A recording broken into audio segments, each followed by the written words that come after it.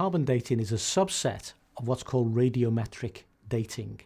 So with carbon dating, we use the decay of carbon-14 into nitrogen-14 in order to determine the age of an organic artifact, wood or bone.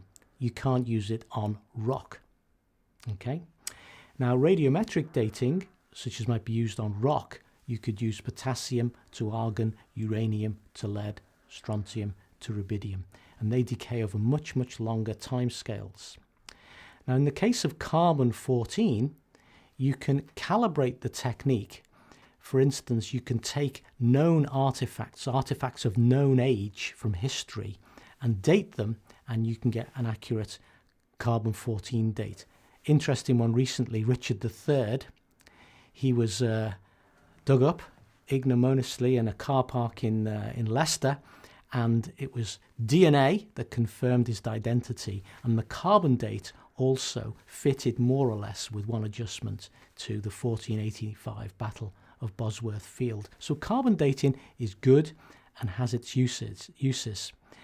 Now, the interesting thing, of course, is that we are getting positive radiocarbon dates for coal, for diamonds, and for bones, which should be millions or billions of years old, and yet they've got radiocarbon in them.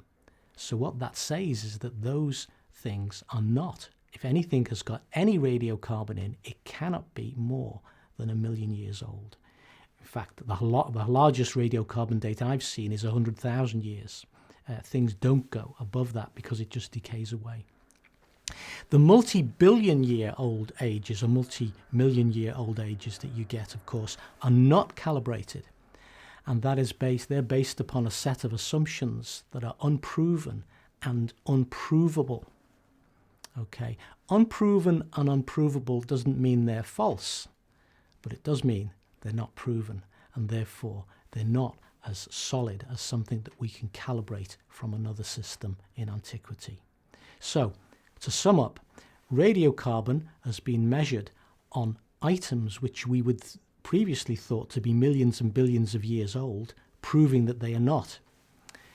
Rocks have shown millions and billions of years old of radioactive decay, but of course they're based upon constancy of radioactive half-life and known amounts of parent and daughter. And of course we can't know those things, so those techniques are more speculative.